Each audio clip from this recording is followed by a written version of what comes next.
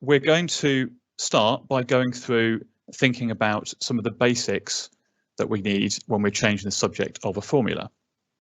So the underlying principle when we're doing this is that we've got a formula that's a mathematical equation, but unlike some equations, these ones contain 2 or more letters. So we can't find a solution. We can, however, rearrange it to make the subject different. So let's have a look at this example. Suppose we've got a formula such as 2x equals 3a. We could write this formula as x equals 3a over 2.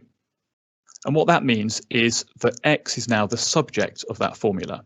So we got there by dividing both sides of the formula by 2, which leaves x on its own as the subject.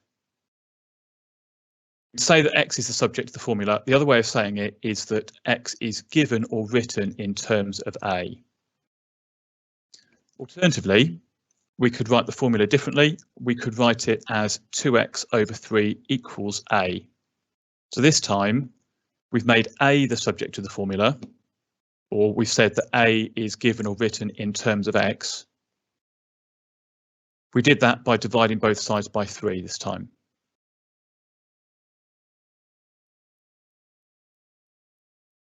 Now, when we're changing the subject of a formula, the rules we use are the same as when we're solving equations.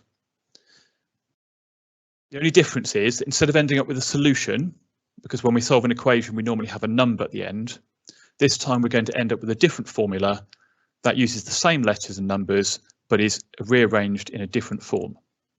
As long as we follow the rules through properly, we'll end up with something that's valid at the end of our rearrangement. The method we normally use when we're doing this is something we call the balance method, and it's called the balance method because an equation or a formula is balanced around the equal sign. So everything is equal on one side to the other. And when we've done this process, it should still be balanced and everything on both sides will be equal. To do that, we've got to make sure that we do the same operation to both sides of the formula. So operations are things like adding, subtracting, multiplying and dividing. We're going to look at some examples. Now, there are lots of different operations we could be using with this. We're going to stay today looking at addition, subtraction, multiplication and division. The next stage from this would be to think about things like indices and roots, but that's for the next lesson. So let's look at our first example. We've got a formula 2x equals y plus a, and we're asked to make y the subject of this formula. So to do that, we want to get rid of anything that's on the same side of the formula as the y.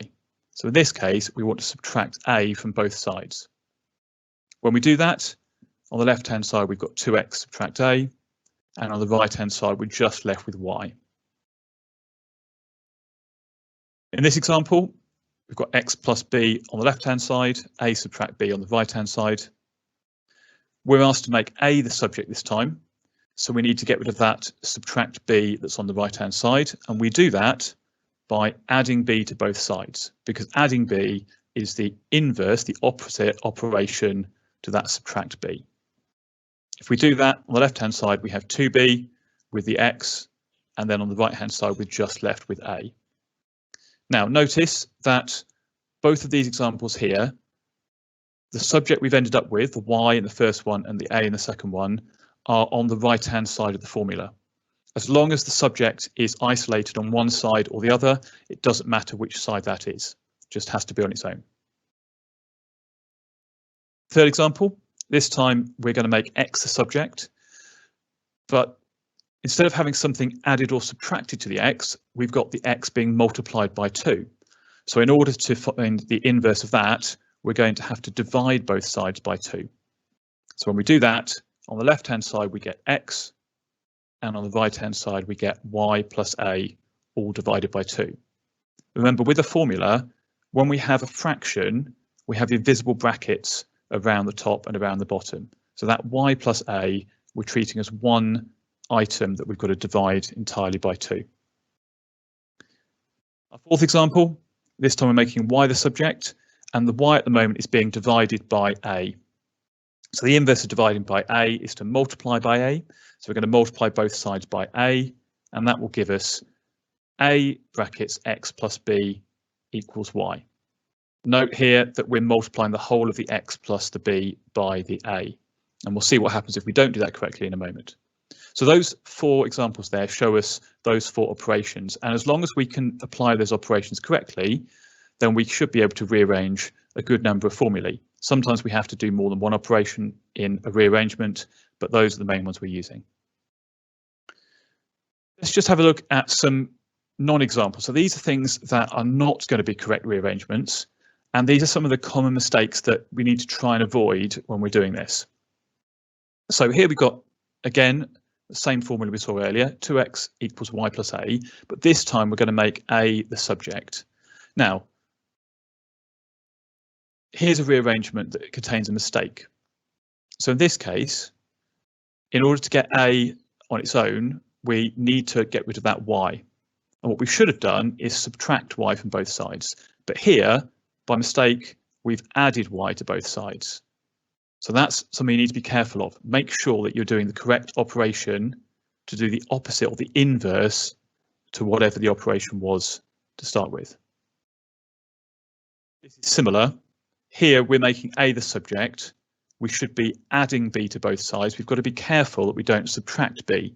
If we subtracted b from both sides, we'd end up with, in this case, x equals a, and that would be incorrect. Here, third one, we've got 2x equals y plus a. To make x the subject here, we're going to divide by 2. And as we saw when we did the other example, we need to make sure we divide the whole of the right-hand side by 2 as well. And if we do that, it will be y plus a all over 2. We want to avoid doing something like this, where we're just dividing one term by the 2. So that's wrong as well. And the final one here, we're multiplying by a.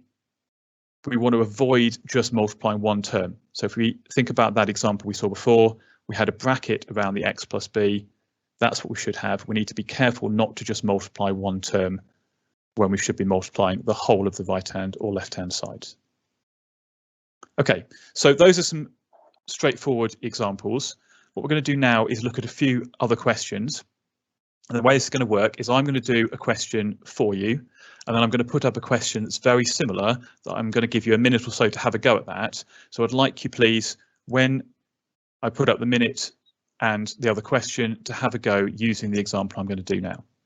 So starting with this example here, we've got a plus 3x equals b plus c, and we're asked to make x the subject. So this one, we're going to have 2 steps we need to do. First of all, we want to get rid of this a from the left-hand side. So we're going to do that by subtracting a from both sides. And when we do that, we're going to get 3x on the left-hand side. And on the right-hand side, we're still going to have our b plus c, but we're then going to subtract a. Now we've got 3x equals b plus c subtract a. We just want x on its own. So we're now going to divide both sides by 3. So if I do that, the left-hand side will be x. And the right-hand side, remember, we have to divide the whole of this side by 3. So we're going to get b plus c subtract a all over 3. And now we have that correctly written with x as the subject. So there's a question for you to do. I'm going to give you 1 minute, and then I'll come back and show you the answer to that question.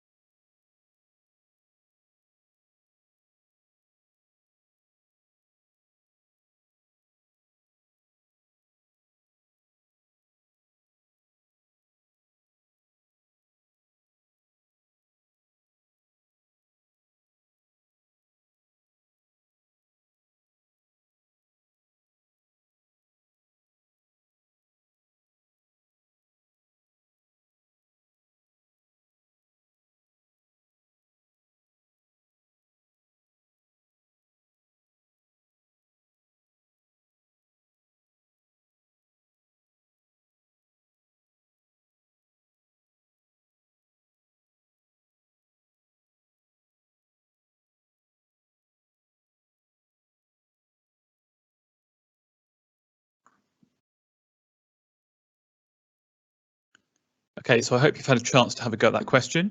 So let's quickly see how we would answer that one.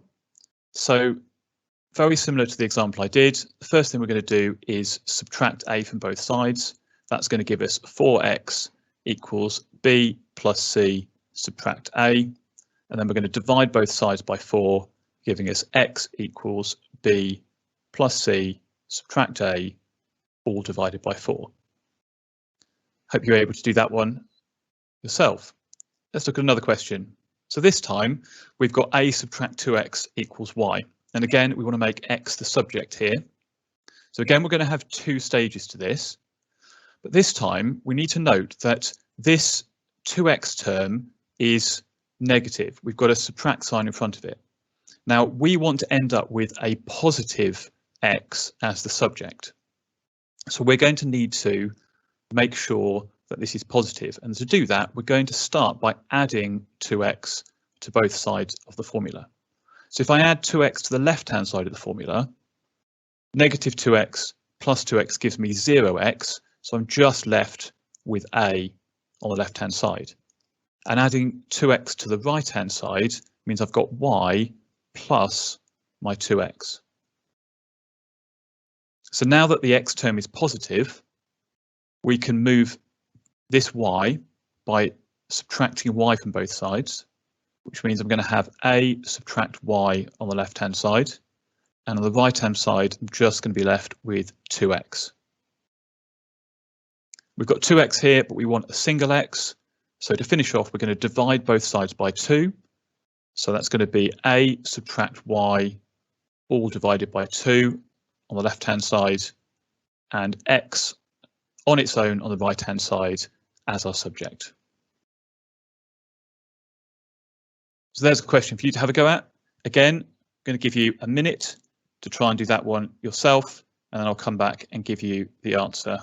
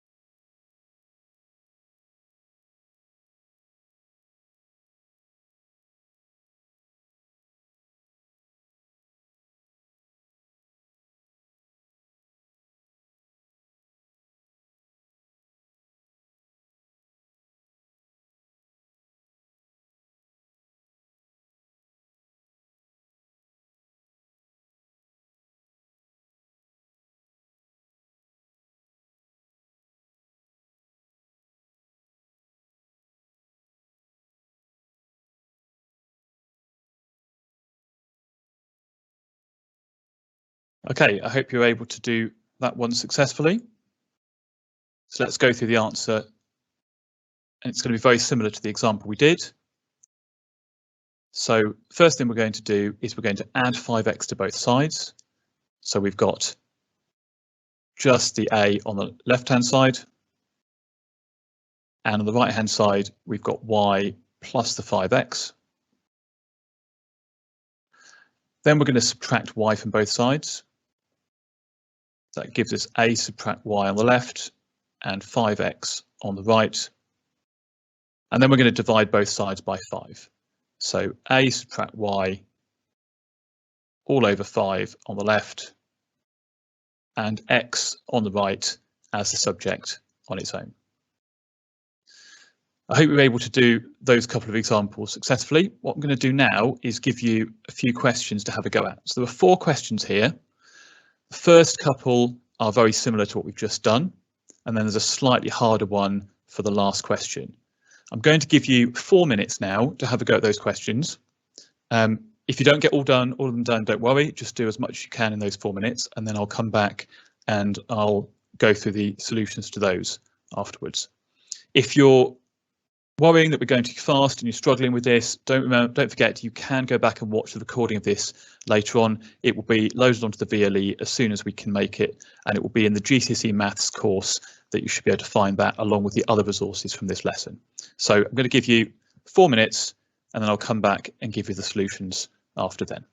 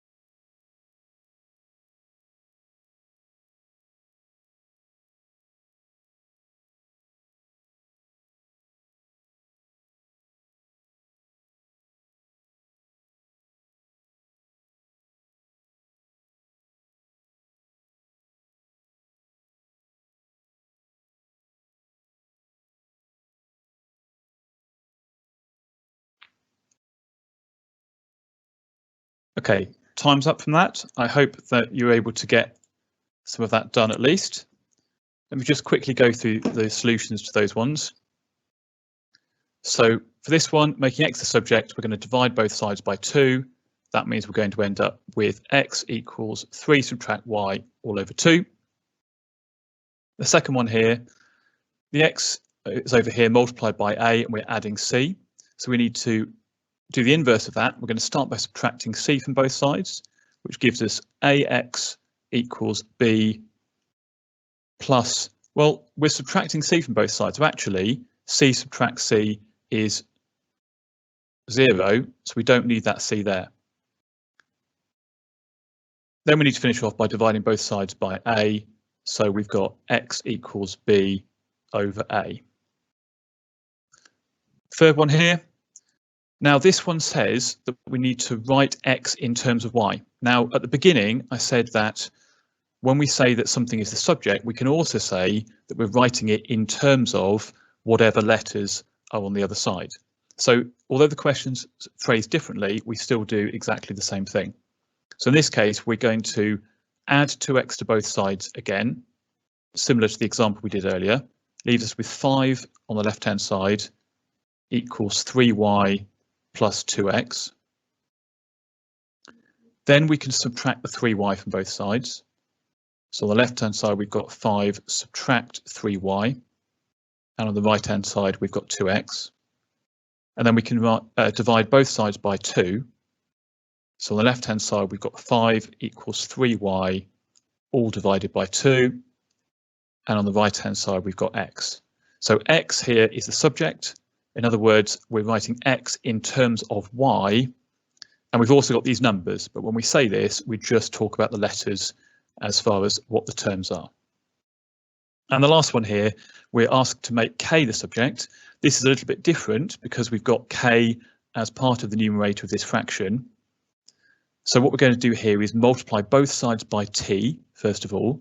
So we end up with dt on the left and k subtract m on the right. And then we're going to add m to both sides. So we end up with dt plus m equals k.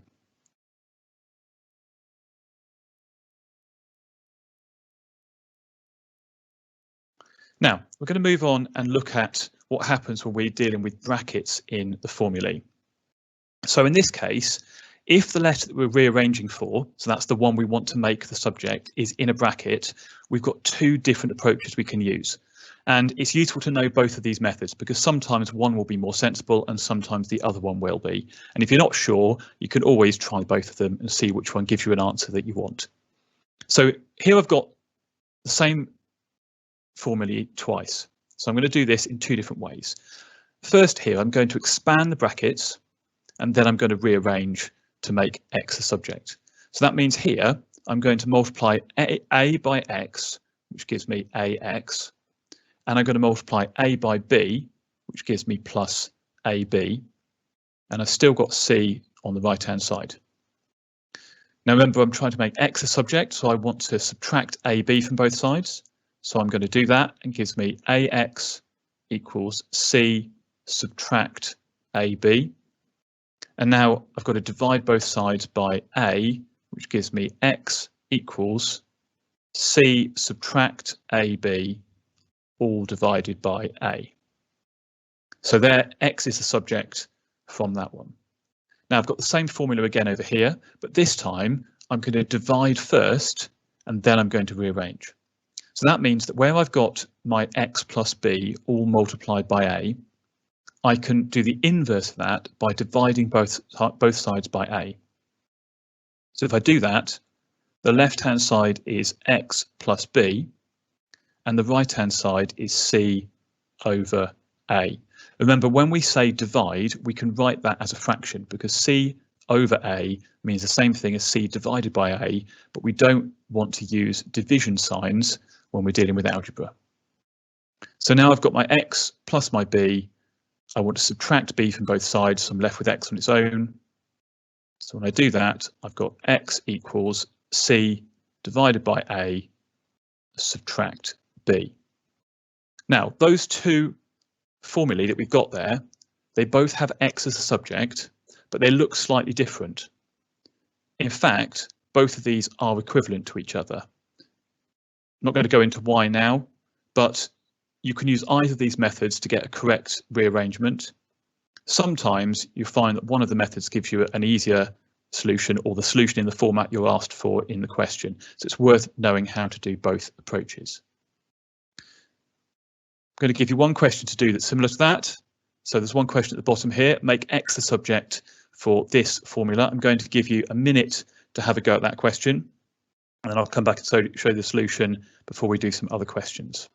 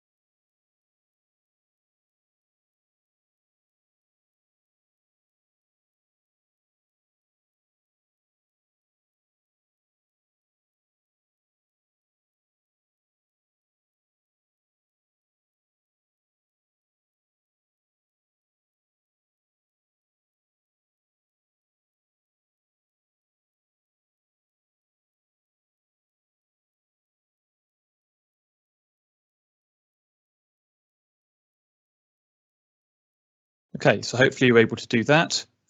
I'm going to show you just one approach here. For this one, I'm going to divide first and then rearrange, but you could do either method.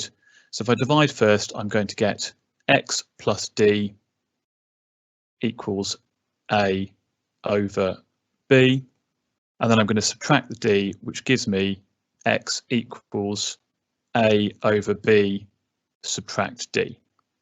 If you did it the other way round, you should end up with x equals a subtract, bd all over b. That's what you would end up with if you did it the other way. Okay, now I've got two questions here for you to have a go at. I'm going to give you a couple of minutes to do these. The one on the left-hand side is a slightly more complex question involving brackets. Have a go at that. And on the right-hand side, this question is not about finding the answer. It's about seeing if you can spot where there might be a mistake in the working that I've done. So I'm going to give you a couple of minutes to have a go at those, and then we'll look at the last thing for this lesson.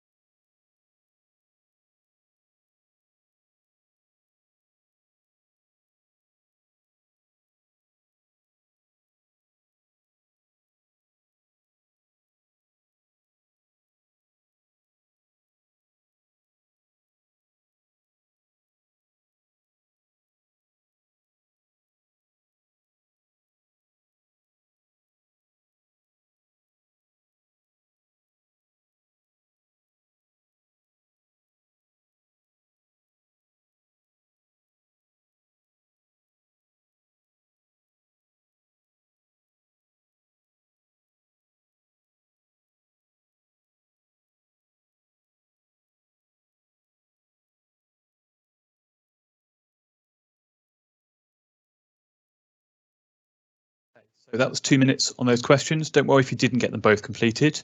We'll just have a quick look at how you might do those now though. So for this one on the left, we're trying to make x the subject, and x is on this left-hand side inside the bracket. So we need to do similar to what we did with the previous two questions.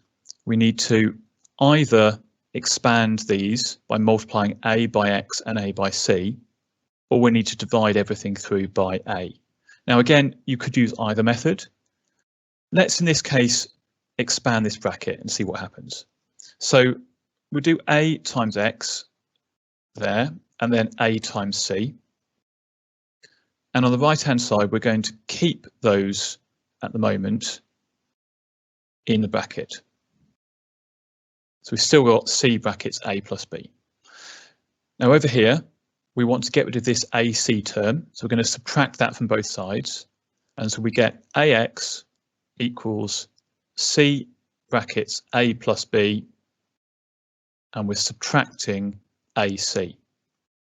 And then finally, we've got AX, we just want X on its own, we're going to divide both sides by A, so we get X equals C brackets A plus B, subtract AC. So that's all as it was, but now we're dividing everything there by a.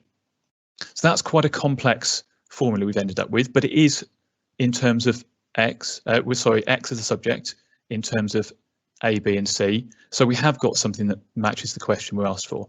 But let's try it the other way. Let's see what happens if we expand both brackets before we simplify. So this is starting off in the same way. We're going to start off doing what we did up here. We're going to multiply out those brackets. So we're going to get the AX plus AC equals, but this time we're going to multiply out the right hand side as well. So that's going to give me CA plus CB. So I'm now going to subtract AC again from both sides. And AC, when we're multiplying those two things together, is the same thing as we've got here, CA. So with multiplication, it doesn't matter the order, they mean the same thing. So when I subtract AC from both sides, on the left-hand side, it just leaves me with AX. And on the right-hand side, because this CA is the same as AC, when I subtract AC from both sides, that eliminates this and leaves me just with CB. And so I now can divide both sides by A, and I end up with CB over A is equal to X. Now looking at the second question, can we spot any mistakes here? So let's see what's happened. We've tried to rearrange this. We're trying to make X a subject. So the first thing we want to do is to get rid of one of these two terms, the W or the U. Now what we should have done is we should have multiplied both sides by the U, because that's the denominator of this fraction. But in this case, that's not what's happened. Here, we've subtracted the W, and that's the wrong approach, because subtracting the W there is incorrect algebra. We haven't subtracted W properly from both sides. So that was the mistake we've made. We should not have subtracted that W there. We should have multiplied by the U on both sides. Because we did that, the rest of this is also wrong. Okay, we're pretty much out of time now. So what we're going to do is I'm going to point you to the other things that we've got available to you for you to continue with after this session. So